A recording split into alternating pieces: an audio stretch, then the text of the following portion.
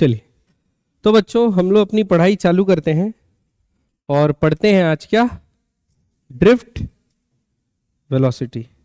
अगर ये चल जाए तो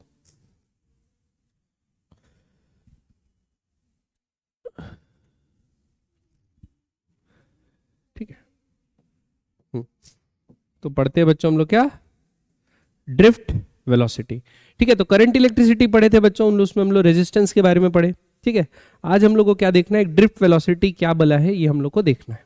तो देखो, सपोज आपके पास एक कंडक्टर है, क्या है बच्चों, कंडक्टर। ये कंडक्टर है। अब ये कंडक्टर इसीलिए है बच्चों क्योंकि कंडक्टर जो होता है उसमें चार्ज कैरियर्स होते हैं, और एक कंडक्टर के अंदर जो चार्ज कैरियर्स होते हैं वो कौन से होते हैं, फ्री इलेक्ट्रॉन्स। क्या होते हैं, फ्री इलेक्ट्रॉन्स।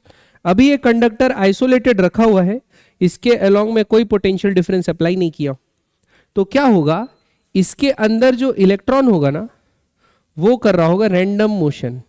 क्या कर रहा होगा, रैंडम मोशन। लेकिन रैंडम मोशन करके जो उसकी इनिशियल पोजीशन है घूम घाम के वहीं वापस आ जा रहा है, वहीं वापस आ जा रहा है। तो मैं क्या बोल दूंगा, इसका जो नेट डिस्प्लेसमेंट है, क्या है, नेट डिस्प्लेसमेंट वो क्या है, जीरो। ऐसी कंडीशन में नेट डिस्प्लेसमेंट क्या है, जीरो। अब मैं क्या करा, सपोज ये सेम कंडक्टर लिया और इस कंडक्टर के अक्रॉस क्या करा बच्चों, एक पोटेंशियल डिफरेंस अप्लाई कर दिया। क्या अप्लाई कर दिया, एक पोटेंशियल डिफरेंस, एक बैटरी लगा दी सपोज। तो ये पॉइंट हो गया प्लस वी और ये पॉइंट हो गया जीरो। ठीक है, एक पोटेंशियल डिफरेंस अप्लाई हो गया, हाई पोटेंशियल और लो पोटेंशियल। अब इलेक्ट्रॉन क्या करेगा, अभी भी वो रैंडम मोशन ही करेगा, लेकिन अब स्लोली अगर आप देखोगे तो वो अपनी इनिशियल पोजीशन से कुछ डिस्प्लेसमेंट कर लेगा। अब इसका जो नेट डिस्प्लेसमेंट होगा वो नॉट इक्वल टू जीरो हो गया। ये बात समझ में आई कि नहीं? धीरे धीरे अब क्योंकि इसको फोर्स लग रहा है तो ये क्या करेगा, मूव करने लगेगा। ठीक, और मैं डिस्प्लेसमेंट इधर दिखा दिया, वैसे डिस्प्लेसमेंट उल्टा होना चाहिए क्योंकि इलेक्ट्रॉन है, समझ जाइए। ठीक है, आ रही बात समझ में? तो अब क्या होगा बच्चों, ये जो मोशन कर रहा था रैंडम मोशन, ये क्यों कर रहा था, ये कर रहा था थर्मल एनर्जी के कारण। किसके कारण, थर्मल एनर्जी। क्योंकि किसी भी टी टेम्परेचर पे हर पार्टिकल के पास एक एनर्जी रहती है, और जितना ज्यादा टेम्परेचर रहता है ये उतनी ज्यादा काइनेटिक एनर्जी रखेगा, और उस काइनेटिक एनर्जी के कारण रैंडम मोशन कर रहा था। लेकिन जैसे ही एक पोटेंशियल डिफरेंस अप्लाई हो गया तो एक इलेक्ट्रिक फील्ड बनेगी। क्या बनेगी, एक इलेक्ट्रिक फील्ड। और वो इलेक्ट्रिक फील्ड क्या करेगी, इस पे कुछ फोर्स अप्लाई, तो ये धीरे धीरे ड्रिफ्ट करना चालू कर देगा अपोजिट पोलैरिटी की तरफ। क्योंकि ये इलेक्ट्रॉन है तो ये पॉजिटिव डायरेक्शन में, यानी पॉजिटिव पोटेंशियल की तरफ या हाई पोटेंशियल वाले एंड की तरफ धीरे से रैंडम मोशन करते ही करते स्लाइड होने लगेगा। रैंडम मोशन करते करते स्लाइड होने, तो जिस वेलोसिटी से ये स्लाइड होगा ना उसी वेलोसिटी को क्या बोलता हूं मैं बच्चों, drift velocity.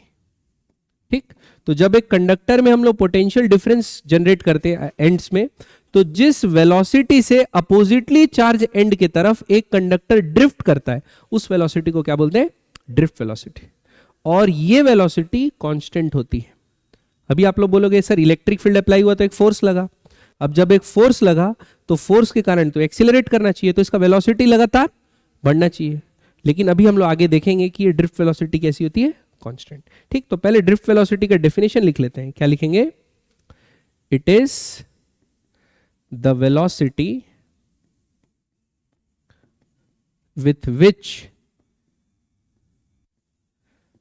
an electron drifts towards the positive या ब्रैकेट में लिख लेंगे high potential end of a conductor. समझ में आया कि नहीं है बच्चों? ठीक, अब होता क्या है बच्चों, आप लोग विस्कस फोर्स के बारे में सुने हो? क्या सुने हो, विस्कस फोर्स। और जो विस्कस फोर्स होती है बच्चों, उसकी खास बात यह है कि ये वेलोसिटी पे डिपेंड होती है। किस पे डिपेंड होती है, एक तो मोशन के अपोजिट होती है और वेलोसिटी पे डिपेंडेंट होती है। तो क्या होगा, सिर्फ एक अकेला इलेक्ट्रॉन थोड़ी है, और भी इलेक्ट्रॉन है आसपास, और जिससे वो फ्री हुआ है वो कटायन भी तो होगा। तो जब सपोज मैं क्या कर दिया, यहां पर बच्चों ये सपोज इस इलेक्ट्रॉन को अब ड्रिफ्ट करके इस पॉजिटिव टर्मिनल की तरफ आना है, पहले ये रैंडम मोशन कर रहा है, तो जब ये आगे बढ़ेगा तो कटायन से जो भी रखे हुए हैं यहाँ या दूसरे इलेक्ट्रॉन से सबसे कलीजन होगा कि नहीं होगा? होगा। सीधा पाथ तो नहीं है। वो मीना बाजार गए तो बाटी वाला खेलो, बाटी नीचे शूट करते हैं, बाटी ऊपर से नीचे गिरती है टकरा टकरा के, तो ग्रेविटी तो नीचे लग रही है, ग्रेविटी क्या लग रही है? नीचे। तो उसको तो लगातार स्पीड वेलोसिटी बढ़ती हुई वेलोसिटी से नीचे आना चाहिए, लेकिन आप देखियो ना वो धीरे से ही आता है, तो ऐसा लगता है ना उसकी जो displacement with respect to time वो कांस्टेंट ही है लगभग, क्योंकि वो क्या हो रहा है, बार बार टकराते हुए आ रहा है। तो होता क्या है बच्चों, सपोज शुरू में ये इलेक्ट्रॉन है, हम लोग क्या किए, इलेक्ट्रिक फील्ड अप्लाई किए, तो इलेक्ट्रिक फील्ड इस डायरेक्शन में अप्लाई किए, तो इसको एक फोर्स लगेगा कितना, इस डायरेक्शन में E इंटू ई लगेगा, opposite to the electric field, क्योंकि नेगेटिव चार्ज है। अब इस E इंटू ई के करंट इसका वेलोसिटी क्या होगा, बढ़ना चालू होगा, और जितना इसका वेलोसिटी बढ़ेगा मोशन के ऑपोजिट डायरेक्शन में उतना ही क्या लगेगा बच्चों, विस्कस फोर्स लगेगा इसको। तो एक ऐसा समय आएगा ना, ये तो कांस्टेंट है क्योंकि चार्ज और इलेक्ट्रिक फील्ड जो आप अप्लाई किए हो कांस्टेंट पोटेंशियल डिफरेंस जनरेट किया, तो इलेक्ट्रिक फील्ड कांस्टेंट हुई, तो आप जो इलेक्ट्रिक फील्ड अप्लाई किए हो और ये जो विस्कस फोर्स है ना, विस्कस फोर्स का वैल्यू धीरे धीरे बढ़ते जाएगा, क्योंकि इलेक्ट्रिक फील्ड क्या कर रही है, उसको एक्सीलरेट करा रही है, तो वेलोसिटी बढ़ रहा है, तो उसी के साथ विस्कस फोर्स भी बढ़ते जाएगा। एक ऐसा समय आएगा ना कि ये दोनों क्या हो जाएगा, बराबर, तो अपन क्या लिखेंगे, E into E will be proportional to viscous force, और विस्कस फोर्स किसके प्रोपोर्शनल रहता है, वेलोसिटी के, तो मैं बोल सकता हूं E into E will be proportional to V। तो यहां पर E इंटू ई बराबर सपोज एक कांस्टेंट KV लिख दिया, लिखा, तो ये V बराबर क्या होगा, E बाय K, और यही वेलोसिटी क्या होगी बच्चों, ड्रिफ्ट वेलोसिटी, जब आपका E बराबर हो जाए KV के। जब विस्कस फोर्स और इलेक्ट्रिक फोर्स दोनों बराबर हो जाएंगे तो आपका जो वेलोसिटी कांस्टेंट हो जाएगा, वही क्या होगा, ड्रिफ्ट वेलोसिटी। इसलिए ड्रिफ्ट वेलोसिटी को कांस्टेंट माना जाता है, माना नहीं है, होता है, बात समझ में आएगी नहीं, तो ड्रिफ्ट वेलोसिटी कांस्टेंट होती है, ठीक। तो इलेक्ट्रॉन जो मूव कर रहे हैं भाई, उनकी काइनेटिक एनर्जी टेम्परेचर के कारण बहुत ज्यादा रहेगी, लेकिन वो उसके कारण कंडक्शन नहीं हो रहा है, कंडक्शन हो रहा है ड्रिफ्ट होने के कारण, और वो ड्रिफ्ट होना तब चालू होगा जब आप एक इलेक्ट्रिक फील्ड अप्लाई करेंगे। बात समझ में आई, पक्का?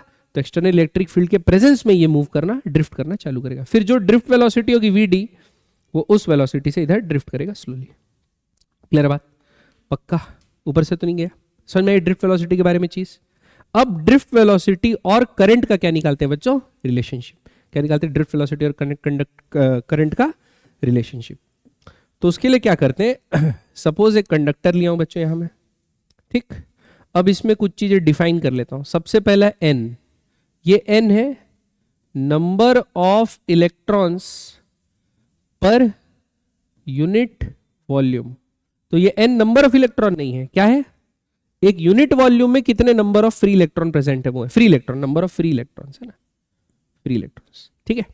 तो इसको बोलते हैं बच्चों इलेक्ट्रॉन डेंसिटी। क्या बोलते हैं, इलेक्ट्रॉन डेंसिटी। इसका यूनिट होगा बाय मीटर क्यूब, पर मीटर क्यूब, इसका यूनिट क्या होगा, पर मीटर क्यूब, ठीक। और ये कंडक्टर की जो लंबाई है मैं बोल दिया L है, और कंडक्टर का एक क्रॉस सेक्शन एरिया होगा, उसको क्या बोल दिया मैं, A क्रॉस सेक्शन एरिया हो गया, L क्या हो गया, कंडक्टर की लेंथ हो गई, ठीक। और VD जो है वो क्या है बच्चों, ड्रिफ्ट वेलोसिटी। VD क्या है, ड्रिफ्ट वेलोसिटी। अब बच्चों आप समझना और बताना आपकी समझ में आया कि नहीं आया, ठीक। देखो सपोज यहां पर ना मैं क्रॉस सेक्शन बनाया, क्या बनाया बच्चों, एक क्रॉस सेक्शन, ठीक। ये थोड़ा आगे बनाता हूं, यहां बच्चों एक क्रॉस सेक्शन बनाया, ठीक। बच्चों ड्रिफ्ट वेलोसिटी कांस्टेंट होती है, यूनिट क्या होगा उसका, मीटर पर सेकंड। मीटर पर सेकंड होगा, बहुत छोटी होती है वो तो, कुछ पर सेकंड बहुत छोटा होगा, लेकिन मीटर पर सेकंड ऐसा मान लिए। अब आप सोचो ड्रिफ्ट वेलोसिटी हुई सपोज VD मीटर पर सेकंड, मतलब इन 1 सेकंड कितना डिस्टेंस मूव कर रहा है इलेक्ट्रॉन, VD कितना, भाई 1 मीटर पर सेकंड थोड़ी है, VD मीटर पर सेकंड है ना, तो 1 सेकंड में इलेक्ट्रॉन कितना मूव करेगा, VD डिस्टेंस मूव करेगा। इन 1 सेकंड इलेक्ट्रॉन ड्रिफ्ट्स, मूव्स नहीं, क्या लिखते हैं, ड्रिफ्ट्स, कितना, VD डिस्टेंस। बोल सकता हूं कि नहीं बोल सकता हूं बच्चों, किस डायरेक्शन में, और पॉजिटिव की तरफ। सपोज ये पॉजिटिव एंड है और ये नेगेटिव एंड है, क्लियर है। अब देखो, तो सपोज बच्चों एक इलेक्ट्रॉन में लेता हूं यहां पर, जो कि कितने दूर है, वीडी डिस्टेंस दूर है, ये एक इलेक्ट्रॉन लिया, क्या 1 सेकंड में वो ये लाइन को क्रॉस कर देगा? वीडी डिस्टेंस दूर है तो 1 सेकंड में इसको क्रॉस कर देगा। Very good. तो अगर मैं यहां एक लाइन बना दिया, ये इन दोनों लाइनों के बीच में भी तो बहुत सारे इलेक्ट्रॉन होंगे, होंगे कि नहीं होंगे? तो क्या ये सारे इलेक्ट्रॉन इस लाइन को, क्रॉस सेक्शन को क्रॉस कर लेंगे? सारे इलेक्ट्रॉन इस लाइन को क्रॉस कर लेंगे। ठीक, कितने सेकंड में? 1 सेकंड में। तो number of electron crossed, number of electron crossed, उसका चार्ज मल्टीप्लाई कर दो एक इलेक्ट्रॉन का, तो चार्ज क्रॉस्ड पर 1 सेकेंड, वही क्या होता है? करंट। क्या होता है बच्चों? करंट। ठीक, लेजेंड है लड़की, लेजेंड। ठीक है, तो क्या लिखेंगे? चार्ज पर यूनिट टाइम क्या होता है बच्चों? करंट। तो क्या आएगा? आई बराबर टोटल चार्ज कितने वो हुए देखते हैं। तो देखो इस वॉल्यूम में, ये जो वॉल्यूम दिख रहा है आपको, इस वॉल्यूम में जितने भी चार्ज होंगे वो क्रॉस किए, तो ये वॉल्यूम कितना होगा? Area of cross section A into जो लेंथ है वीडी, ये होगा वॉल्यूम। अब इस वॉल्यूम में कितने इलेक्ट्रॉन थे? एन से मल्टीप्लाई कर देता हूं, नंबर ऑफ चार्ज पर यूनिट वॉल्यूम से मल्टीप्लाई कर दिया, और वॉल्यूम, तो नंबर ऑफ चार्ज पर यूनिट वॉल्यूम और वॉल्यूम को मल्टीप्लाई कर, तो टोटल नंबर ऑफ इलेक्ट्रॉन्स जो ट्रांसफर हुए आ गए। अब हर का चार्ज कितना था? ई। सबका चार्ज कितना था? ई। तो ये हो गया चार्ज ट्रांसफर इन 1 सेकेंड। तो टाइम की जगह क्या लेंगे? 1 सेकेंड। ठीक, तो यही तो आई होता है बच्चों, चार्ज ट्रांसफर इन 1 सेकेंड। इसी को क्या बोलते हैं? करंट। तो आई बराबर क्या आ गया? N E A V D, NVD नहीं, N E A V D. इसको क्या बोलते हैं बच्चों? ड्रिफ्ट वेलोसिटी और करंट का रिलेशनशिप। समझ में आया कि नहीं आया? आया बात समझ में? आई बराबर N E A V D. N क्या है? नंबर ऑफ इलेक्ट्रॉन्स नहीं है, electron density, number of electrons per unit volume. E क्या है? Charge of 1 electron. ए क्या है? Cross section area. Cross section area मैं आपको बताया हूं, जिधर ड्रिफ्ट वेलोसिटी होगा उसके परपेंडिकुलर जो क्रॉस सेक्शन एरिया होगा। ठीक है, या ऐसा एरिया वेक्टर जो ड्रिफ्ट वेलोसिटी के अलोंग है, वैसा वाला। ए एरिया क्रॉस, वीडी क्या हो गया? Drift velocity. बात समझ में आई कि नहीं आई? तो ये रिलेशनशिप हो गया बच्चों ड्रिफ्ट वेलोसिटी और इसके बीच में। अगर मैं ए को नीचे ले आऊं तो क्या होगा? आई बाय ए बराबर एनईवीडी होगा। ये आई बाय ए को कुछ चीज बोलते हैं, अपन पढ़े, क्या बोलते हैं? आई बाय चार्ज करंट डेंसिटी। तो जे बराबर क्या होगा? एनईवीडी। क्लियर बात? और जे का डायरेक्शन क्या था? अब समझ में आ गया? जिधर चार्ज मूव कर रहा है उधर। ठीक, लेकिन आप एक बात ध्यान देना, इलेक्ट्रॉन तो इलेक्ट्रिक फील्ड के उल्टा घूमता है, लेकिन पुराने जमाने में ये सब नॉलेज बनी हुई है, उस समय क्या माना जाता था? पॉजिटिव के डायरेक्शन में। तो अभी भी पॉजिटिव डायरेक्शन मानते हैं। तो इलेक्ट्रॉन का डायरेक्शन नहीं लेना है, ड्रिफ्ट वेलोसिटी, इलेक्ट्रॉन का ऑपोजिट। बात समझ में आए? ड्रिफ्ट इलेक्ट्रॉन कर रहा है, लेकिन इलेक्ट्रॉन जिधर ड्रिफ्ट कर रहा है तो पॉजिटिव चार्ज को क्या मानेंगे? उसके उल्टा ड्रिफ्ट कर रहा है। तो हमेशा पॉजिटिव चार्ज के हिसाब से लिया जाता है, जे का भी डायरेक्शन और वीडी का डायरेक्शन भी, ड्रिफ्ट वेलोसिटी का भी। बट ये रिलेशनशिप समझ में आया कि नहीं आया बच्चों? बताओ, पक्का? हाँ, पॉजिटिव चार्ज का डायरेक्शन कोई ड्रिफ्ट वेलोसिटी का डायरेक्शन लेंगे। ठीक है, पक्का? बढ़े आगे। नेक्स्ट, अगला। अब बनाते हैं बच्चों एक सवाल। यहां तक समझ में आया ना? चलिए, क्वेश्चन क्या दिया है? Copper wire has a square cross section. Copper wire का क्रॉस सेक्शन कैसा है? स्क्वायर। 6 mm side. तो एरिया ऑफ क्रॉस सेक्शन तो निकल जाएगा, कितना मिल जाएगा बच्चों? 36 इंटू 10 का पावर माइनस 6। कितना निकल जाएगा? 36 इंटू 10 का power minus 6 meter square. The wire is 10 meter long, carries a current of 3.6 ampere. तो लेंथ वायर की दे दिया है बच्चों 10 मीटर, और आपको करंट की वैल्यू कितनी दे दी है? 3.6 ampere. The density of electron is इतना मीटर क्यूब। ये एन की वैल्यू दी है कितनी? 8.5 इंटू 10 का पावर 28 पर meter cube. Find the magnitude of current density in the wire. पहला क्या पूछा है? Current density. करंट डेंसिटी क्या होता है बच्चों? जे बराबर एन ई वी डी। तो उसके लिए हम लोग को पहले क्या निकालना पड़ेगा? V D. पहले क्या निकालना पड़ेगा बच्चों? V D. तो वी डी निकालते हैं। तो वीडी क्या होगा देखो, आई बराबर क्या था, N E A V D, तो वीडी बराबर क्या होगा, आई बाय एन ई ए। तो करंट है 3 पॉइंट कितना दिया था, कुछ तो दिया था, कहीं तो दिया था 3 पॉइंट, कहीं तो दिया था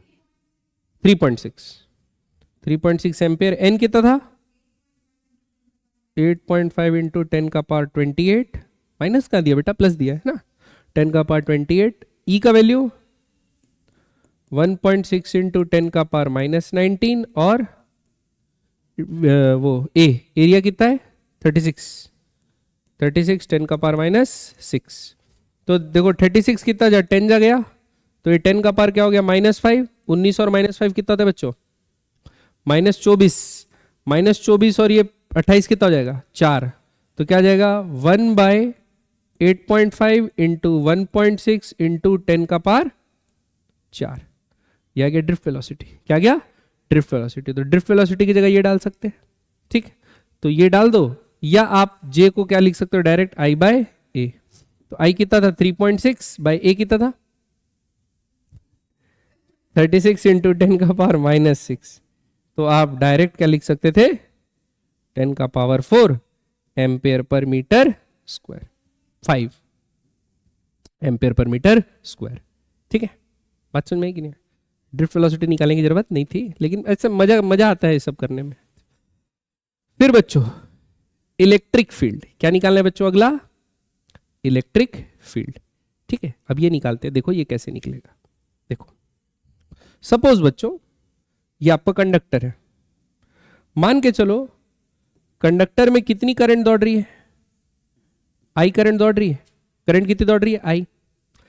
तो करंट अगर आई दौड़ रही है तो आप ये बोल सकते हैं ना कि ये जो वोल्टेज अप्लाई होगा वो V होगा, तभी तो एक आई करंट दौड़ रही है, कांस्टेंट करंट दौड़ रही है, बोल सकता हूं। और इसका लेंथ दे दिया है L, लेंथ कितना दे दिया बच्चों L, पक्का। क्या मैं ओम्स लॉ से ये लिख सकता हूं V बराबर I इंटू आर, और पोटेंशियल डिफरेंस कांस्टेंट है तो अंदर इलेक्ट्रिक फील्ड कांस्टेंट रहेगी कि नहीं रहेगी, V बराबर ED। तो V की जगह क्या लिख सकता हूं, E इंटू L बराबर I इंटू आर, ये लिख सकता हूं बच्चों, बात समझ में आई कि नहीं। तो यहां से मैं E का वैल्यू क्या लिख सकता हूं, I R by L। I question में दिया हुआ है, R की जगह क्या लिख सकता हूं, रो L बाय A इंटू नीचे वाला एक L है, L से L क्या हो गया बच्चों, कैंसल। तो क्या आया I rho by A। Current का वैल्यू दिया है, एरिया का वैल्यू दिया है, रो का वैल्यू दिया है बच्चों, रेजिस्टिविटी दिया है कितना 1.72 इंटू 10 का पावर -8। वैल्यू सब्स्टिट्यूट करके निकल जाएगा कि नहीं निकल जाएगा, पक्का। फिर उसके बाद ये लिखा है how much time is required for an electron to travel the length of wire. Time पूछा है, ड्रिफ्ट वेलोसिटी निकालेंगे कि नहीं निकालेंगे, इसलिए तो मैं निकलवाया था। तो ड्रिफ्ट वेलोसिटी निकाल देंगे, कांस्टेंट रहती है, एक्सीलरेशन रहता है क्या, नहीं। तो S बराबर V इंटू टी। तो क्या करेंगे, S बराबर ड्रिफ्ट वेलोसिटी इंटू टाइम, और S तो लेंथ ऑफ कंडक्टर है, तो L बाई वी डी क्या जाएगा बच्चों, टाइम। तो लेंथ कंडक्टर का दिया हुआ है, ड्रिफ्ट वेलोसिटी हम लोग निकाल दिए, दोनों को डिवाइड कर दोगे तो क्या जाएगा बच्चों, टाइम टू क्रॉस। समझ में आया कि नहीं आया, पक्का क्लियर बात। तो आप लोग को एक चीज ये लग रहा होगा, जैसे I बराबर एन ई वी डी दिया है, उससे हम लोग ओम्स लॉ तक भी पहुंच सकते हैं कि नहीं पहुंच सकते। रेजिस्टिविटी भी डिफाइन हो जाएगी ड्रिफ्ट वेलोसिटी के टर्म्स में, पहुंचेंगे, अभी नहीं पहुंचेंगे लेकिन पहुंचेंगे, चिंता मत करो, आएगा आगे। नेक्स्ट नेक्स्ट नेक्स्ट, हाँ अगला सवाल, consider a wire of length इतना metre, area of cross section इतना, connected to a 5 volt battery, find the current flowing through the metallic wire where mu बराबर इतना दिया है, ई बराबर इतना दिया है, एन बराबर इतना दिया है। अब ये म्यू क्या दिया है, इससे आप घबराना नहीं बच्चों, ये म्यू से आप लोग घबराओगे नहीं। इसको अभी मैं डिफाइन नहीं किया हूं, लेकिन आगे अभी हम लोग पढ़ेंगे, सवाल पहले दे दिया है। इस म्यू को बोलते हैं बच्चों मोबिलिटी। क्या बोलते हैं, मोबिलिटी। ठीक, अब मोबिलिटी क्या होता है, सपोज एक कंडक्टर है ऐसा है ना, यहां आप V वोल्टेज अप्लाई किए तो एक इलेक्ट्रिक फील्ड E बनेगी कि नहीं बनेगी, बनेगी कंडक्टर के अंदर। आप एक दूसरा कंडक्टर लिए, क्या लिए बच्चों, एक दूसरा कंडक्टर, उसके अक्रॉस भी V वोल्ट अप्लाई किए तो यहां भी इलेक्ट्रिक फील्ड तो उतनी ही बनेगी ना ई, ठीक। लेकिन ये कंडक्टर का चार्ज डेंसिटी अलग होगा, जो भी चीज अलग होगा, ये मटेरियल अलग बना हुआ है, जो भी चीज होगा अलग होगा। क्या दोनों जगह ड्रिफ्ट वेलोसिटी सेम होगी? नहीं ना। यहां पर ड्रिफ्ट वेलोसिटी vd1 है, यहां पर ड्रिफ्ट वेलोसिटी सपोज क्या है बच्चों, vd2। क्लियर है बात? यहां पे ड्रिफ्ट वेलोसिटी अलग है, यहां पे ड्रिफ्ट वेलोसिटी अलग है। क्लियर है बात? मटेरियल अलग अलग है, ठीक है। तो ड्रिफ्ट वेलोसिटी यहां पर अलग है, ड्रिफ्ट वेलोसिटी यहां पर अलग है। तो बच्चों ड्रिफ्ट वेलोसिटी अगर अलग अलग है, ड्रिफ्ट वेलोसिटी अगर अलग अलग होगी, रेजिस्टेंस अलग अलग होगा, जाहिर सी बात है करंट अलग अलग होगी, ड्रिफ्ट वेलोसिटी अलग अलग है, तो जिधर सेम इलेक्ट्रिक फील्ड अप्लाई करने से सपोज vd1 ज्यादा है, vd1 ग्रेटर देन vd2, तो मैं बोलूंगा जिधर ड्रिफ्ट वेलोसिटी ज्यादा है मतलब सेम इलेक्ट्रिक फील्ड लगाने पे वहां के इलेक्ट्रॉन ज्यादा फ्रीली मूव कर रहे हैं, ड्रिफ्ट कर रहे हैं आसानी से, और जहां पर ड्रिफ्ट वेलोसिटी कम है वहां पर उतने फ्रीली मूव नहीं कर रहे। तो एक पर्टिकुलर ई इलेक्ट्रिक फील्ड लगाने पे जो ड्रिफ्ट वेलोसिटी मिलती है उसी के रेशियो को मैं क्या बोल दूंगा, मोबिलिटी। क्या बोलूंगा बच्चों, मोबिलिटी। तो मोबिलिटी डिफाइन होगा ड्रिफ्ट वेलोसिटी पर अप्लाइड इलेक्ट्रिक फील्ड, इसको बोलेंगे म्यू। तो यूनिट क्या हो जाएगा देखो बच्चों, मीटर पर सेकेंड डिवाइडेड बाय वोल्ट, ये होता है ना v बराबर ed, तो volt into meter, volt meter होता है, वोल्ट मीटर होगा। बात समझ में कि नहीं? वोल्ट मीटर होगा ना, वोल्ट मीटर होगा कि वोल्ट पर मीटर होगा, वोल्ट बाय मीटर होगा, ईडी होता है ना, वोल्ट बाय मीटर। तो मीटर ऊपर जाके क्या हो गया, meter square v minus one S minus one, ये यूनिट हो जाएगा मोबिलिटी का। अब समझ में आ गया? तो मोबिलिटी क्या होता है, तो मोबिलिटी क्या होता है, इलेक्ट्रॉन की ड्रिफ्ट वेलोसिटी पर applied electric field vd by E. समझ में बात? तो ई, एक गिवन ई पे जो vd ज्यादा उसकी मोबिलिटी ज्यादा, जिसका vd कम उसकी मोबिलिटी कम। बात समझ में? अब देखो, अब अपन क्या करते हैं, क्या क्या पूछा है देखो, अपने को पूछा है क्या निकालना है, फाइंड द करंट। आई का वैल्यू क्या होता है बच्चों, N E A V D, ये होता है। एन दे दिया है, बहुत खुशी की बात है, तो कितना जाएगा 8 इंटू 10 का पावर 28। ई तो बच्चा बच्चा जानता है, -19 है ना, मैं नहीं जानता हूं, बच्चे लोग जानते। तो क्या, अरे यार मिटना, 10 का power -19 into area of cross section तो दे दिया है, कहीं तो दिया था 1 mm, तो क्या लिखते हैं 10 का पावर -6, 1 mm कितना होता है, 1 mm स्क्वायर 10 का पावर -6 मीटर स्क्वायर, ये हुआ vd। vd दिया नहीं है, vd कैसे निकालेंगे, म्यू इंटू ई। vd कैसे निकालेंगे बच्चों, म्यू इंटू ई, तो म्यू तो दिया है। अब ई कैसे निकालेंगे, v बाय डी, तो म्यू बराबर क्या हो जाएगा, वोल्टेज बाय डी, ये होगा। ये v वेलोसिटी नहीं, ये v क्या है, वोल्टेज बाय डी, यानी लेंथ जो होगी कंडक्टर की। तो क्या करते हैं, यहां पर लिखते हैं क्या, vd, vd की जगह क्या लिखेंगे बच्चों, vd की जगह म्यू v बाय डी, तो म्यू वोल्टेज बाय डी। अब ये वैल्यू हो जाएगी 8 इंटू 10 का पावर 28 इंटू 1.6 इंटू 10 का पावर -19 इंटू 10 का पावर -6 इंटू म्यू, म्यू का वैल्यू कितना है 5 इंटू 10 का पावर -6, क्या है 5 इंटू 10 का पावर -6 इंटू वी, वोल्टेज कितना अप्लाई किया बच्चों 5 volt, into by D, D कितना है बच्चों, लेंथ ऑफ 0.1। अरे बात समझ में? तो इसको सॉल्व करेंगे तो क्या आ जाएगा आंसर, करंट। क्या आ जाएगा बच्चों, करंट। समझ में बच्चों? तो म्यू अगर दिया है तो इससे घबराना नहीं, म्यू का मतलब क्या है, मोबिलिटी, और मोबिलिटी क्या होती है, vd बाय ई। पक्का? बढ़े आगे? नहीं समझ में? नेक्स्ट, अगला,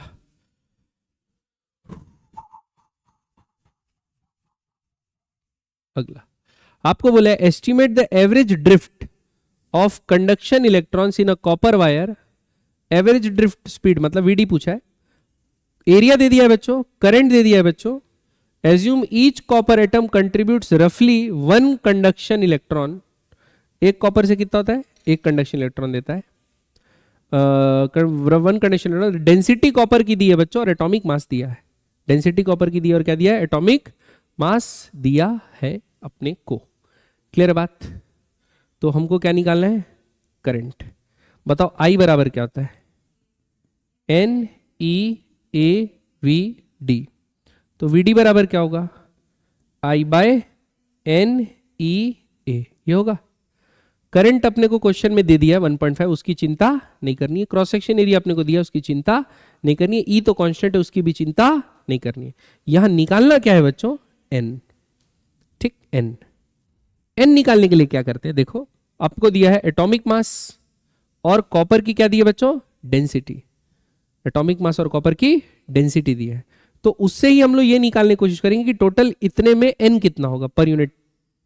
एन, एन क्या होता है, number of electrons per unit volume. ठीक, अब देखो सपोज अपन इतना मास ले लिए, इतना मास ले लिए, तो इतने मास में तो एक होता है, एक होता है, तो इतना ग्राम मोलिकुलर मास लेंगे तो कितना होगा, 1 मोल होगा। कितना होगा, 1 मोल, तो उसमें मल्टीप्लाई करना पड़ेगा। ठीक है, तो देखो ऐसा करते हैं, एन बराबर ऐसा लिखते हैं, डेंसिटी बराबर मास बाय वॉल्यूम। डेंसिटी बराबर क्या लिखते हैं, मास बाय वॉल्यूम। ठीक, तो मास बराबर क्या आ जाएगा बच्चों, नहीं वॉल्यूम क्यों ले रहा हूं मैं, पर वॉल्यूम तो चाहिए ना अपने को। हाँ ऐसा लिखता हूं, डेंसिटी बराबर मास। मास ले रहा हूं बच्चों मैं ग्राम मोलिकुलर मास, क्या ले रहा हूं, ग्राम मोलिकुलर मास। 63.5 इंटू क्या करना पड़ेगा, यू है तो क्या इंटू करना पड़ेगा, 6 इंटू 10 का पावर 23, 6.0 टू 10 का पावर 26 इंटू 10, जो भी लेना वही ले लो। ठीक है, एवोगैड्रो नंबर। ये आ गया आपका क्या, ग्राम में मास आ गया। क्या आ गया बच्चों, ग्राम में मास आ गया। ठीक, तो इतना मास पर यूनिट वॉल्यूम, क्या गया, पर यूनिट वॉल्यूम आया। तो अब क्या करता हूं, ये 1/v निकालने के लिए क्या करता हूं, 1/v निकालने के लिए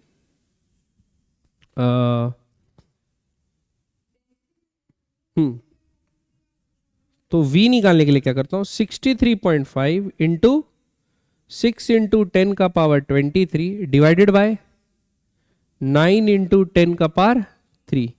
ये केजी में है और ये क्या में था, ग्राम में, तो इसको क्या करते हैं 10 का पावर -3 एक और मल्टीप्लाई कर देते हैं। ठीक है, तो कितना हो जाएगा, 23 में गया 20, 20 में 3 गया कितना आएगा 17, तो क्या होगा 63.5 इंटू 6 बाय 9 इंटू 10 का पावर 17। हाँ बोलो, हाँ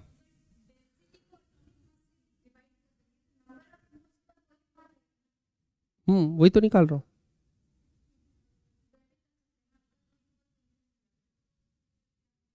डेंसिटी बराबर मास बाय वॉल्यूम, तो वॉल्यूम निकालने के लिए मास बाय डेंसिटी किया, और मास क्या लिया, ग्राम मोलिकुलर मास।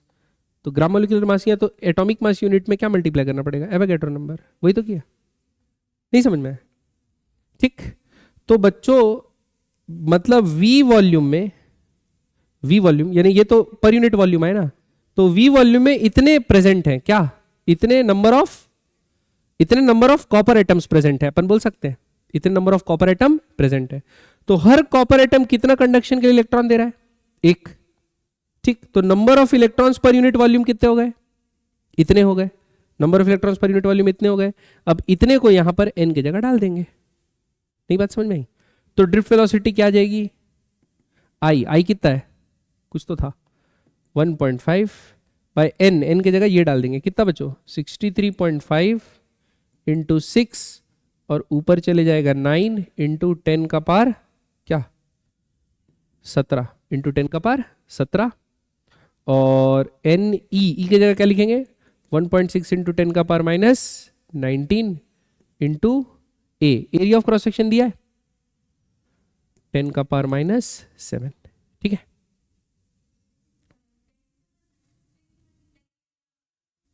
ये केजी पर मीटर क्यूब में दिया बेटा, और ये उसमें दिया। ठीक है, अगला अब 1.5 कितना जा 6 4 जा 1.5 कितना जा 4 जा 6। ठीक है, और क्या कट रहा है, ये 10 का हिसाब कर लेते हैं। -17 और -19 कितना हुआ, -26, -26 प्लस 17 कितना होगा -9, कितना होगा -9 ऊपर जाएगा तो क्या हो जाएगा 9 बाय 63.5 इंटू 16 4 जा 64, तो 6.4 आएगा, इंटू चल जाएगा 10 का पावर 9, ऊपर चल जाएगा 10 का पावर 9। ये इतना मीटर पर सेकंड में आएगा आंसर, कुछ जो भी होगा, जो भी हो, ठीक है, क्लियर बात। क्या हो गया बताओ। हाँ इतनी बड़ी वेलोसिटी तो होगी। हाँ कोई लाया नहीं है संगे, गुड। हाँ बोलो ना, बोलते रहो, हाँ चुप मत हो, हाँ बोलो।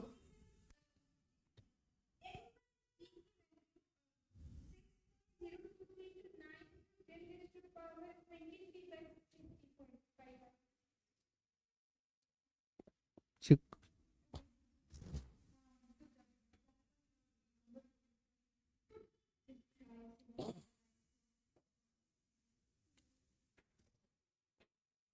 ये आ रहा है बच्चों। अरे एक मिनट, हाँ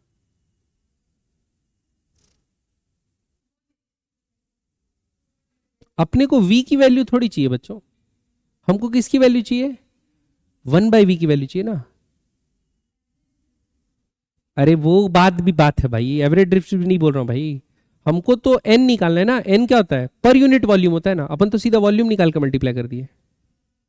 हमको क्या निकालना था, n।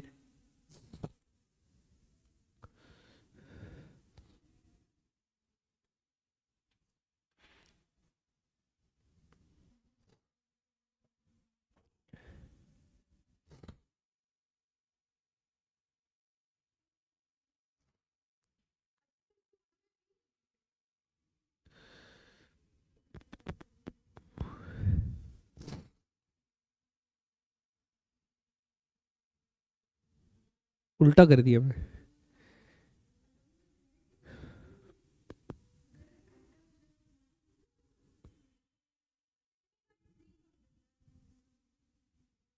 हाँ -3। चलो एक बार निकालते हैं, घबराओ मत, घबराओ मत। अब बीच में कोई कुछ नहीं बोला ना, पहले सुनना ना बेटा, बीच में अपना इनपुट नहीं देना ना, मैं फिर उधर सोचने लगता हूँ, मेरे को बना लेने दो ना प्लीज, ठीक है। एक बार अच्छे से बनाता हूँ, देखो। देखिए, सपोज अपने पास है कंडक्टर है, क्या है, कंडक्टर कॉपर का है, कॉपर का कंडक्टर है, कॉपर का कंडक्टर है बच्चों, और क्या बोला है, assume each copper atoms contributes 1 conduction electron. ठीक, कॉपर की डेंसिटी हमको दे दी गई, कॉपर की क्या दे दी है बच्चों, डेंसिटी, और कॉपर का क्या दे दिया है, एटॉमिक मास। कॉपर का क्या दे दिया, एटॉमिक मास। ये बात समझ में आई? अब आप सोचिए कि अगर कॉपर की डेंसिटी इतनी है, कॉपर की डेंसिटी इतनी है, मतलब अपन ये लिख सकते हैं 1 मीटर क्यूब, 1 मीटर क्यूब का मास कितना होगा, 9 × 10⁻³ होगा। बात समझ में आई कि नहीं, 1 मीटर क्यूब का मास कितना होगा, इतना होगा, 1 मीटर क्यूब का मास इतना होगा। तो 1 मीटर क्यूब में कितने मोल्स ऑफ कॉपर है मैं निकाल सकता हूं, भाई 1 मीटर क्यूब का मास इतना है, तो इसमें कितने मोल्स ऑफ कॉपर होंगे ये निकाल लेता हूं। उसके लिए कॉपर के कैसे डिवाइड करना पड़ेगा, ग्राम मोलिकुलर मास, तो क्या होगा 63.5 इंटू 10⁻³ इतना होगा। तो ये आ जाएगा 9 × 10⁻⁶/63.5। ये समझ में आया कि नहीं है, ये क्या आ गया बच्चों, मोल्स। अब इतने मोल्स में, कितने मोल्स में, इतने मोल्स में कितने इलेक्ट्रॉन होंगे, कितने कॉपर एटम्स होंगे, नंबर ऑफ कॉपर एटम निकालने के लिए 1 मीटर क्यूब में कितने होंगे, 9 × 10⁻⁶/63.5 इंटू एवोगैड्रो। अरे भाई मार्क कितना आएगा, 6.02 इंटू 10⁻23। ये समझ में आया? 1 मीटर क्यूब का मास इतना होता है, 1 मीटर क्यूब का मास इतना होता है, mass by gram molecular mass क्या होता है, मोल्स। अब इतने मोल्स में कितने एटम्स होंगे, एवोगैड्रो नंबर से मल्टीप्लाई कर दिए। बात समझ में आई कि नहीं है? तो इतने कॉपर एटम 1 मीटर क्यूब में होते हैं, इतने कॉपर एटम 1 मीटर क्यूब में होते हैं।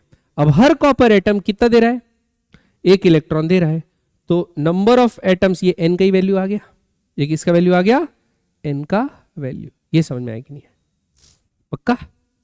हाँ बोलो ना बेटा। बेटा ये केजी में है, ये ग्राम में है।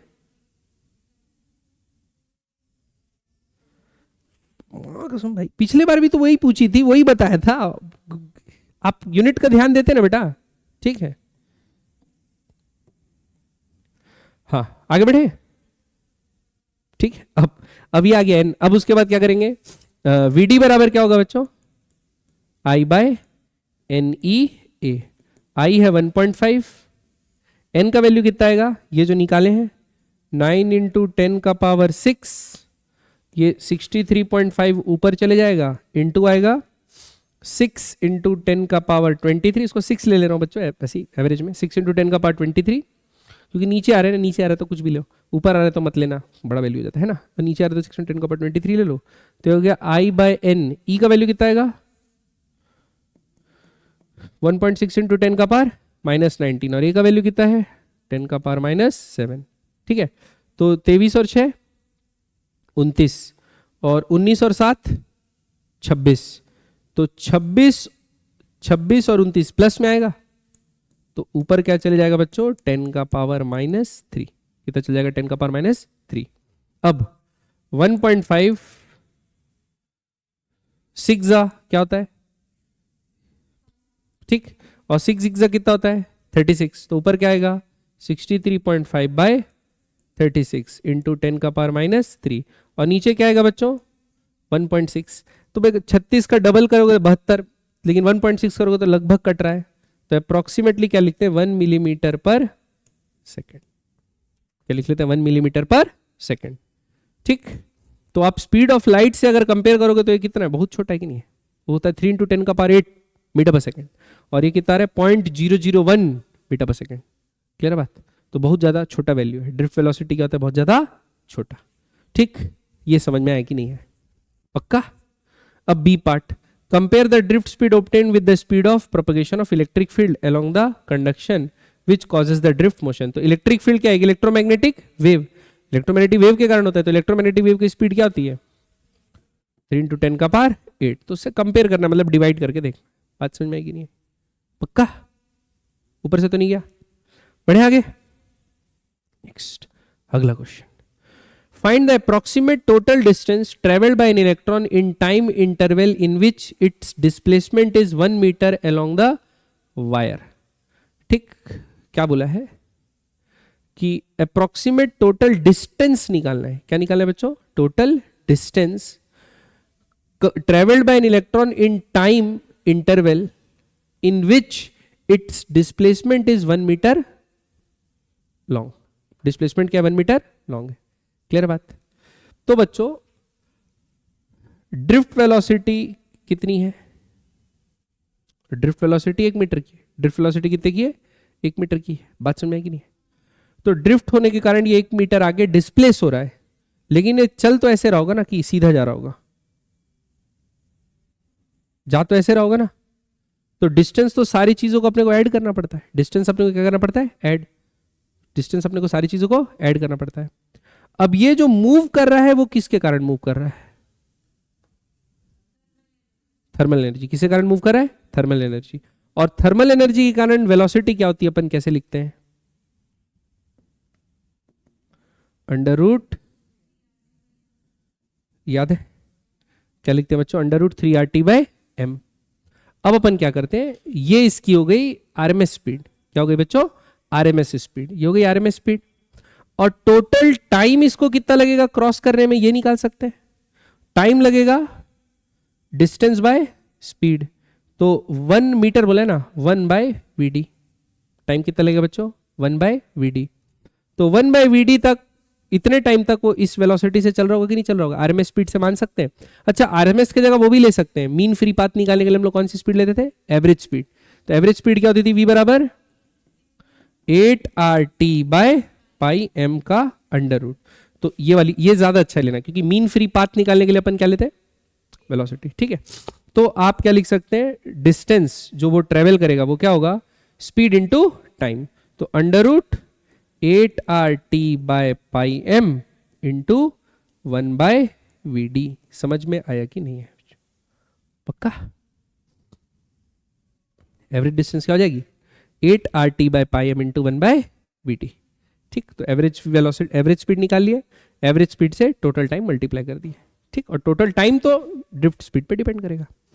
पक्का? आगे बढ़े।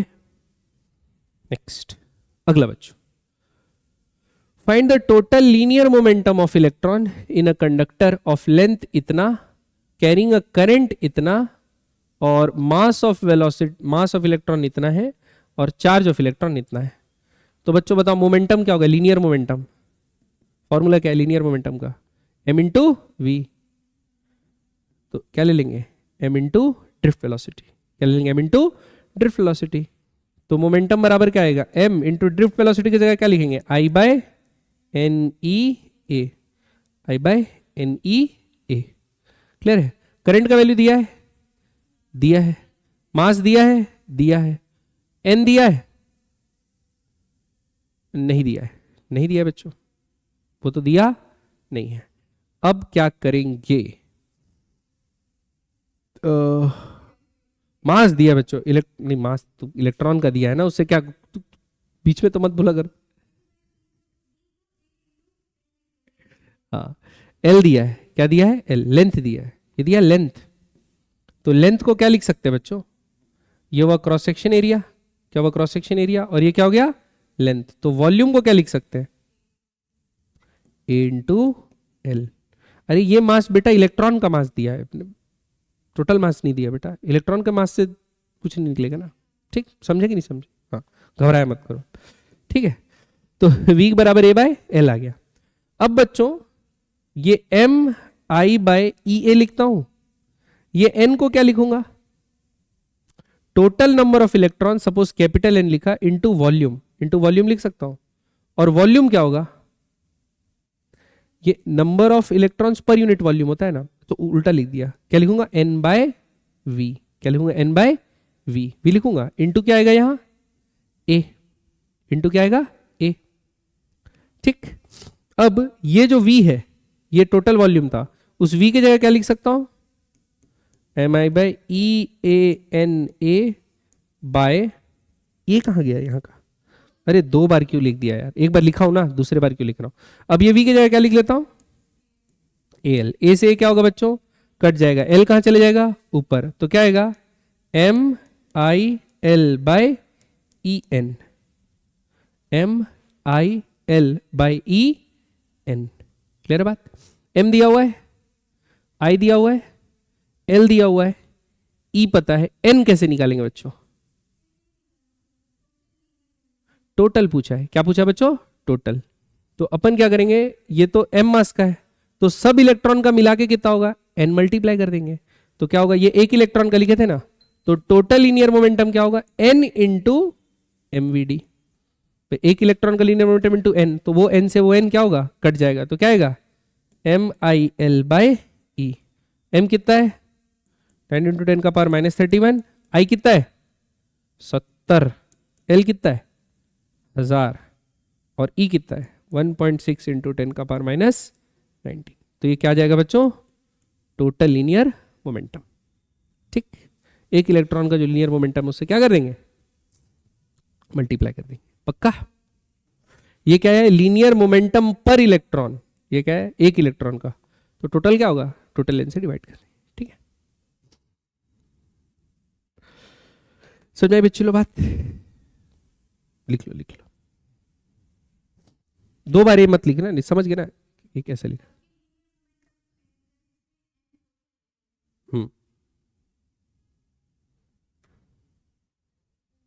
नहीं समझ में आ रहा है आपको? हाँ बोलो ना बेटा। ये एक इलेक्ट्रॉन का आया इतना मोमेंटम, एक इलेक्ट्रॉन का आया, आपको क्या निकालना है? टोटल। तो ये n को ऊपर कर दो बेटा। ठीक है, अब समझ गए? तो MIL बाय E आएगा। ठीक है, आगे बढ़े। आप सुनते नहीं रहते हो क्या जब बताते रहते हो सब? नहीं लग रहा मेरे को ऐसा। How much time will be taken by electron to move a distance of 1 kilometre in a copper wire? Cross section इतना, if carries a current of इतना ampere, give density of free electron कितना है? इतना। तो drift velocity निकल जाएगा बच्चों। Drift velocity कितना होता है? I by NE A। Drift velocity कितना होता है बच्चों? I by NE A। तो ड्रिफ्ट वेलोसिटी हो जाएगा आई कितना दिया है 4.5, एन कितना दिया है 10 का पावर 28, ई होता है 1.6 इंटू 10 का पावर -19 और ये कितना दिया 10 का पावर -6। ठीक है, ये मिलीमीटर स्क्वायर में है इसलिए 10 का पावर -6 लिखा। ठीक है, ये बात समझ में आई। अब ड्रिफ्ट वेलोसिटी आ गई, तो समय कितना लगेगा 1 किलोमीटर चलने में, डिस्टेंस बाय स्पीड। तो डिस्टेंस कितनी है, कहाँ गया डिस्टेंस, डिस्टेंस 1 किलोमीटर, तो 1000 बाय ये कर देंगे तो 4.5 नीचे आ जाएगा, बाकी सब चीज कहाँ चली जाएगी ऊपर, 10 का पावर 28, 1.6 इंटू 10 का पावर -19 और 10 का पावर -6, तो ये क्या आ जाएगा बच्चों टाइम। समझ में बात। तो -19 और ये -6 कितना होगा -25 और -25 हो गया, तो ये कितना आ गया 28 और 25 10 का पावर 3, क्या गया 10 का पावर 3 और फिर 10 का पावर 3 और 10 का पावर 3 कितना हो गया 10 का पावर 6, तो 1.6 इंटू 10 का पावर 6 बाय 4.5। ठीक है, तो आपका आंसर आ जाएगा। क्लियर है, इतना सेकंड लगेगा। बढ़े आगे। नेक्स्ट, बड़ा टाइम लगना चाहिए बच्चों क्योंकि 1 मिलीमीटर पर सेकंड के ऑर्डर पे होती है तो ज़्यादा समय लगेगा। क्या करके, हाँ नहीं, ठीक है,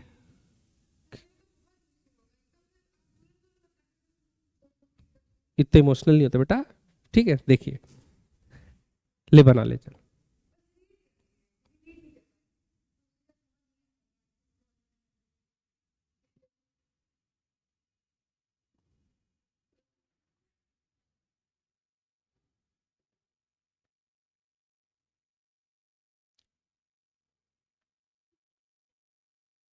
करना भाई, अब रोल मत मार, जल्दी जल्दी कर, रीड बोल रहा हूँ तो बोल बोल के नहीं बेटा, मन में करो अपने, है ना।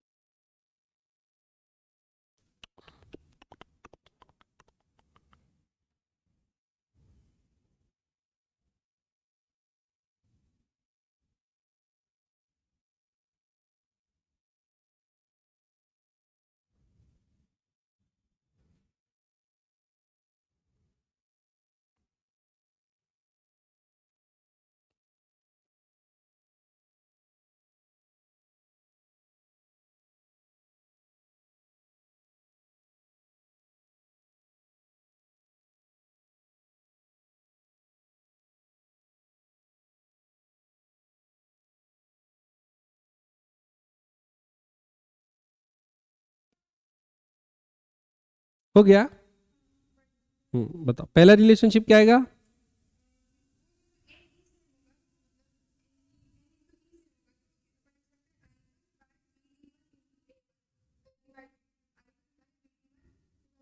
मैं नहीं जानता, मैं पूछ रहा हूँ I1 और I2 में क्या रिलेशनशिप होगा। हम्म ठीक, आप बताओ अरहान, अयान, निकाल रहे हो आप। I1 बड़ा होगा, ठीक है। आप क्या बोल रहे हो, कौन बड़ा कौन छोटा है।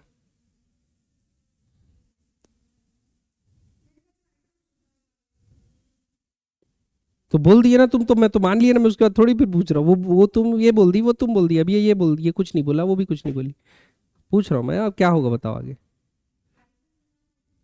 I1 बड़ा होगा, I2 छोटा होगा। अरहान आप भी कुछ बोल दो यार, क्या ही बोलूँ मैं बिना निकाले। हाँ हाँ ठीक, मिनी क्या बोल रही है, I1 ग्रेटर देन I2। चीनी क्या बोल रही है,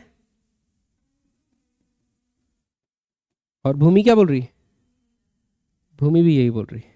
हाँ अयान बताओ भाई, तुम्हारे लिए रुके हैं सब।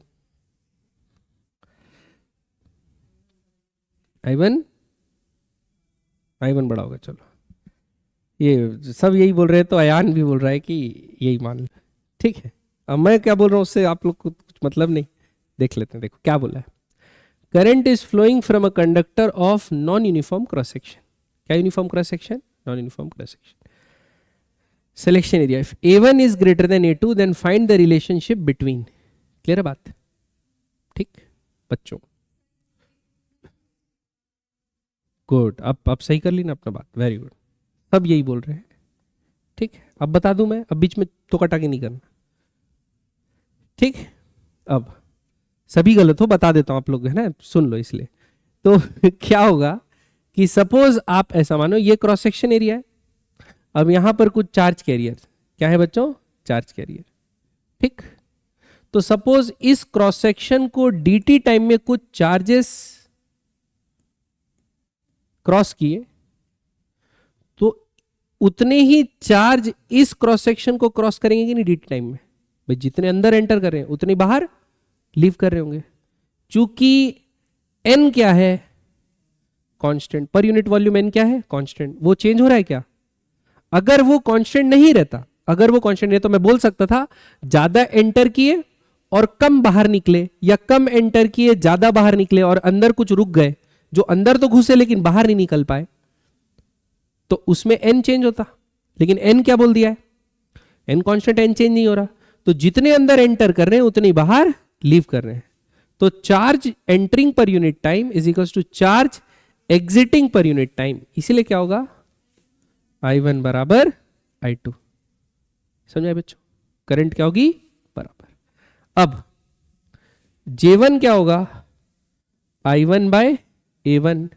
J2 क्या होगा? I2 bye A2। ठीक, I दोनों क्या है? सेम। तो एरिया जो छोटा है, एरिया जो छोटा है वहां पर करंट डेंसिटी क्या होगी? ज्यादा। तो A1 बड़ा है तो J1 क्या होगा? छोटा, और J2 क्या होगा? बड़ा। क्लियर बात? ये समझ में?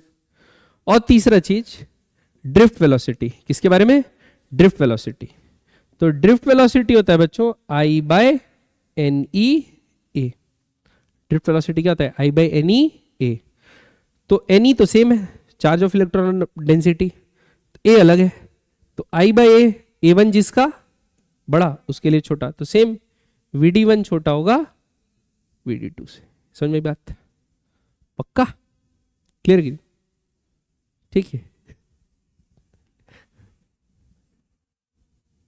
अगला लिखिए बच्चों, structural model for electrical conductor. लिखिए structural model for electrical conductor. ठीक, बढ़े आगे। देखो बच्चों, सपोज स्ट्रक्चरल मॉडल मतलब यहां से मैं क्या करने वाला हूं, ओम्स लॉ डिराइव करना चाहता हूं मैं। किसके लिए? कंडक्टर के लिए। किसके लिए? कंडक्टर के लिए। ओम्स लॉ को वेरीफाई करना चाहता हूं। प्रूफ तो नहीं कर सकते, लॉ है, लेकिन मैं क्या करना चाहता हूं? वेरीफाई। देखो कैसे वेरीफाई करूंगा। सपोज बच्चों ये जो है एक कंडक्टर है जिसका क्रॉस सेक्शन एरिया क्या है? ए। ठीक, ये कंडक्टर है जिसका क्रॉस सेक्शन एरिया कितना है? ए। मैं क्या किया, ये कंडक्टर में एक पोटेंशियल डिफरेंस अप्लाई किया बैटरी से, जिस बैटरी का पोटेंशियल कितना था? V। और ये कंडक्टर की लेंथ कितनी है? L। कंडक्टर की लेंथ कितनी है? L। यहां तक समझ में बात? अब क्या होगा, जैसी वोल्टेज अप्लाई करूंगा तो इलेक्ट्रॉनों का क्या चालू हो जाएगा बच्चों? ड्रिफ्टिंग। इलेक्ट्रॉन में क्या चालू हो जाएगा? ड्रिफ्टिंग। इलेक्ट्रॉन ड्रिफ्ट करने लगेंगे नहीं लगेंगे? तो इलेक्ट्रॉन सपोज बच्चों ड्रिफ्ट कर रहे हैं, कितने वेलोसिटी से ड्रिफ्ट करते हैं? VD। कितने वेलोसिटी से ड्रिफ्ट करते हैं? VD। बात समझ में है कि नहीं है? तो मैं ऐसा लिख दूंगा ना, I बराबर NeAVD, ये लिख दूंगा। I बराबर NeAVD। बच्चों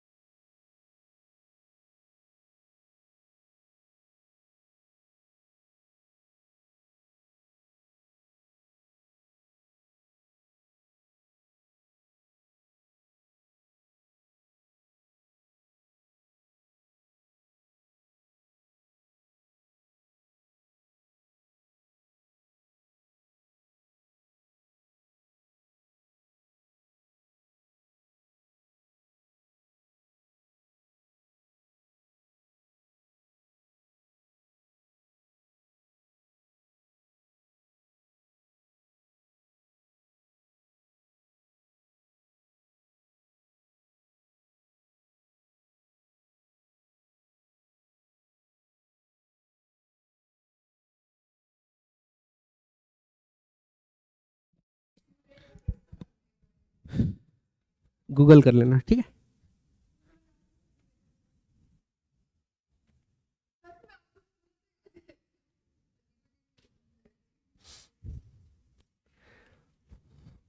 अच्छा तुम बताओ मैंगनीन किसका है?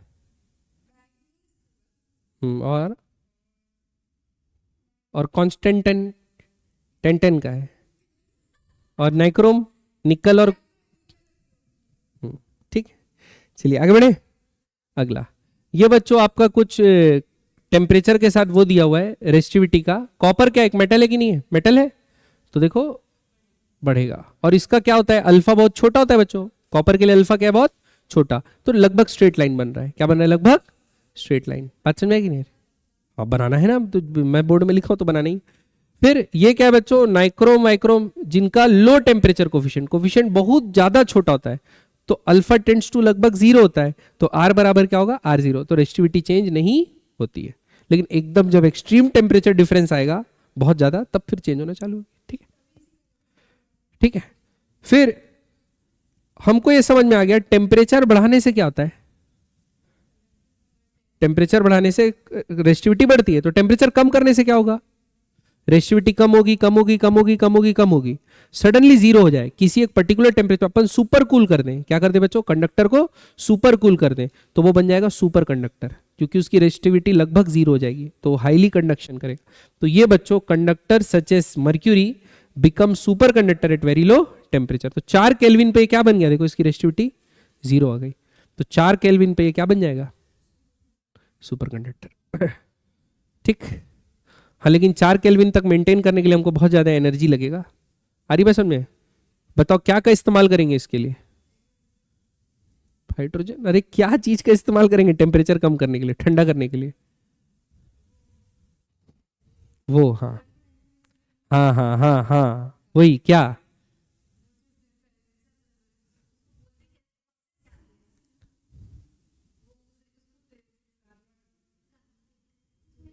कार्नोट इंजन पे ही तो बेस्ड है यार। हीट इंजन, हीट पंप क्या बोलते हैं बच्चों? Heat pump. याद नहीं? सीओपी निकालते थे उसका, coefficient of performance. Heat engine क्या करता है? हीट एनर्जी लेके वर्क करता है। और हीट पंप क्या करता है? गर्म जगह, ठंडी जगह से हीट लेता है और गर्म जगह रिजेक्ट करता है। तो ठंडी जगह को और ठंडा करता है। ठीक है, हीट पंप, रेफ्रिजरेटर। ठीक है, वो करके। ठीक है। और बच्चों जो सेमीकंडक्टर्स होते हैं, सेमीकंडक्टर का क्या होगा? रेसिस्टिविटी टेम्परेचर के साथ घटती है। ठीक है, ये ग्राफ अपन पढ़ेंगे, सेमीकंडक्टर्स पढ़ेंगे अपन आगे और। ठीक है, बढ़े।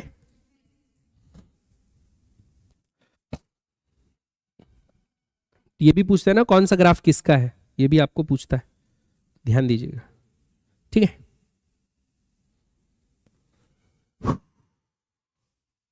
नहीं बढ़ने दोगे आगे? ठीक है।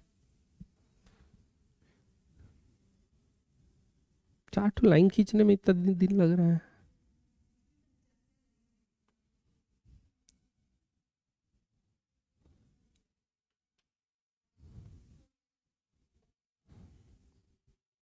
अभी केमिस्ट्री लिखना है, सोचो आपको अभी भूल गए केमिस्ट्री के बारे में आप लोग।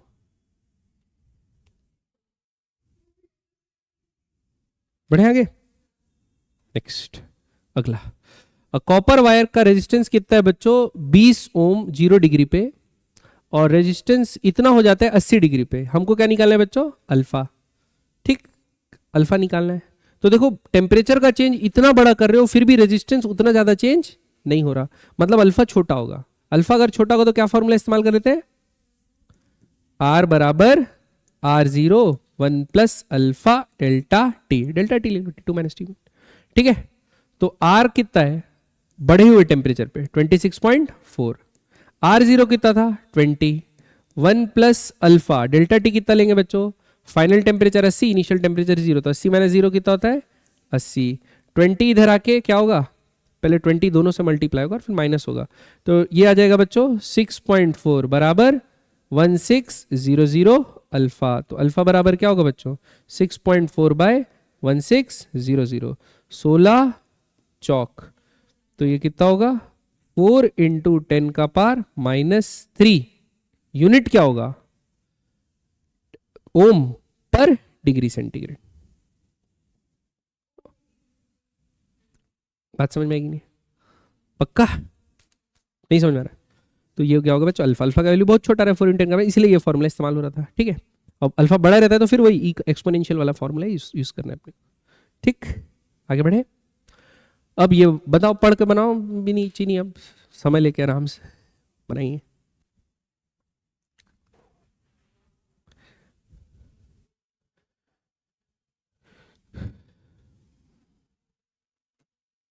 क्या अल्फा का वैल्यू छोटा है? तो फॉर्मूला क्या इस्तेमाल करोगे? आर बराबर R0 1 + अल्फा डेल्टा टी।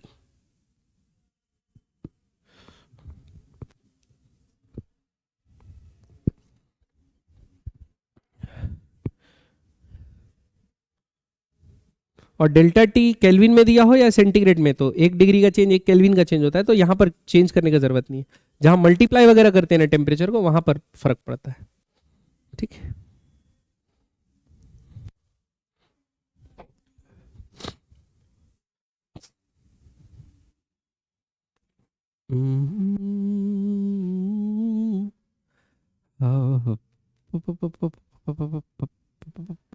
नहीं बन रहा बेटा?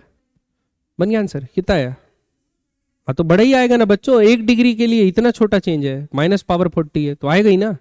सन का टेम्परेचर आ गया कि नहीं आ गया, है ना?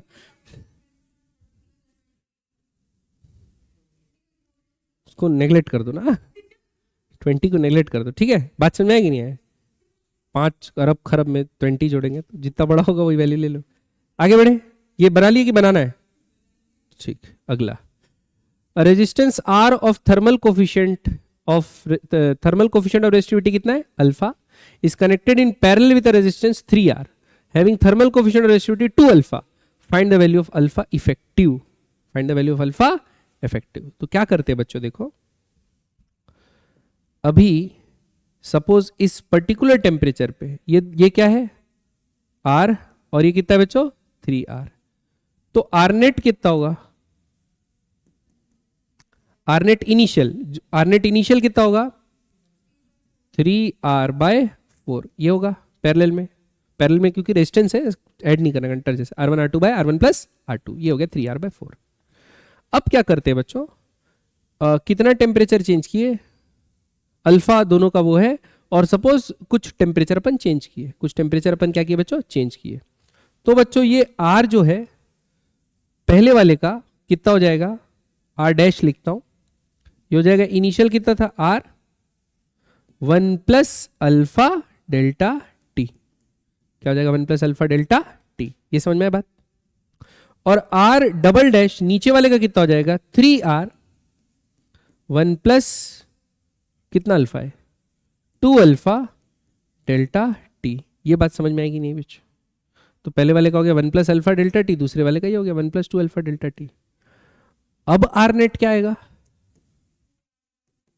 अब आर नेट डैश लिखते हैं, तो आर नेट डैश क्या आएगा? ये दोनों पैरेलल में, अब ये दोनों पैरेलल में क्या होगा? 3R × R, 3R² होगा, 1 + alpha delta T × 1 + 3 alpha delta T. ये समझ में बात?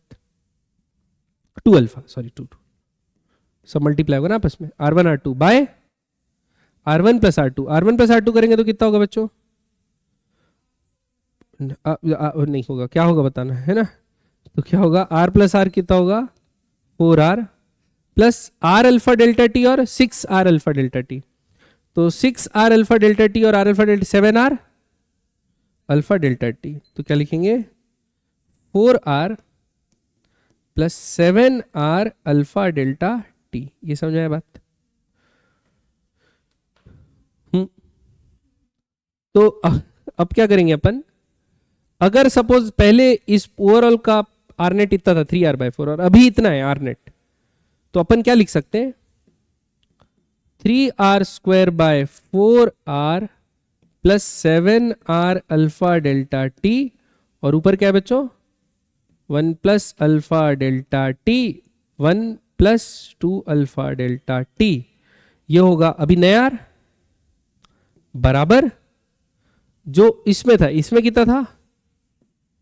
3R/4 कितना था? 3R/4 1 + अल्फा नेट डेल्टा तो इस वाले इक्वेशन को अपन को लाना है, इसी टर्म्स में लाना है, इसी टर्म्स में लाना है। तो अपना कंपेयर करके अपन निकाल लेंगे, कंपेयर करके अपन क्या करेंगे बच्चों, निकाल लेंगे, अल्फा नेट अपना निकल जाएगा। क्लियर है बात? तो यहां से पहले क्या करते, इसको मल्टीप्लाई करता हूं पहले तो, 3r², 1 इंटू 1 कितना होगा 1, 1 इंटू 1 कितना होगा 1, फिर अल्फा डेल्टा टी और 2 अल्फा डेल्टा टी कितना हो जाएगा बच्चों 3 अल्फा डेल्टा टी, और उसको नेग्लेक्ट कर दिया क्योंकि ये दोनों मल्टीप्लाई होगा तो अल्फा का स्क्वायर होगा, अल्फा स्क्वायर क्या है बहुत छोटा, तो उसको क्या कर दिया मैं नेग्लेक्ट। ठीक, नीचे क्या आया 4r प्लस 7r क्या अल्फा डेल्टा टी, ये आया पक्का। तो देखो एक r से ये r कट जाएगा, ठीक, तो ऊपर क्या है बच्चों 3r/4, क्या आया 3r/4, और ऊपर क्या आया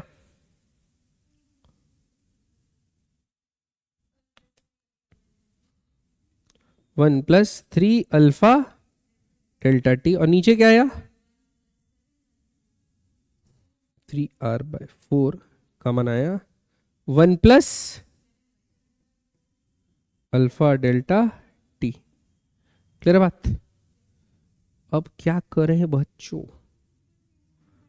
उसको ऊपर भेज के बाइनोमियल लगाना पड़ेगा। क्या भेजना पड़ेगा ऊपर? ऊपर कैसे भेजूं, लेकिन फिर इसमें बाइनोमियल लगा के फिर ऐड करूंगा, फिर 2 आ जाएगा, लेकिन तो ऐसा करते चलो, तो देखो ऐसा आएगा 3r/4, 1 plus 3 alpha delta T आया था, यह आ जाएगा बच्चों 1 माइनस क्या था 7/4 अल्फा डेल्टा टी, यह आ जाएगा। ठीक, अब फिर मल्टीप्लाई करते हैं तो क्या आएगा बच्चों 3r/4, 1 इंटू 1 1, ये इंटू ये गायब, 3 alpha delta T minus 7, 4 3 12, 12 minus 7 कितना होता है 5, तो क्या आएगा minus sorry plus 5/4 alpha delta T. तो कंपेयर करें तो कितना आ गया अल्फा नेट 5 अल्फा/4। ये समझ में आया कि नहीं है बच्चों? पक्का क्लियर है? चेक कर लेना, नहीं तो अच्छा नहीं होगा आपके लिए।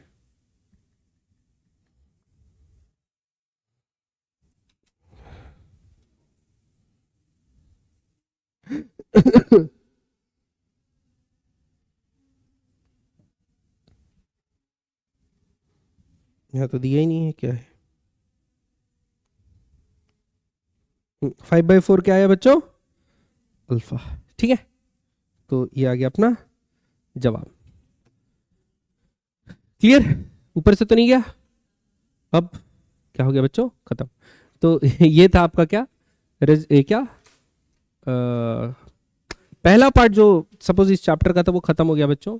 तो जो सेकंड पार्ट में drift velocity, current in terms of drift velocity, Ohm's law conductor के हिसाब से लिखना, मोबिलिटी क्या होती है वो चीज़, और वो जो विस्कस फोर्स लग रहा है वो क्या चीज़ है, और रिलैक्सेशन टाइम कैसे है, ये सब अपने का ये सब रिलेशनशिप था। ओके, तो इसको याद रखेंगे बच्चों, पक्का समझ में आ गया कि नहीं आ गया?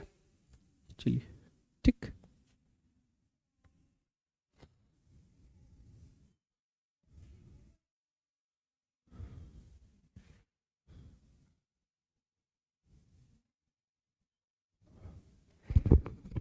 अब देखिए मस्त कहाँ से अपना जो हुआ है उड़ गया है, मस्त कहाँ से रिकॉर्डिंग कर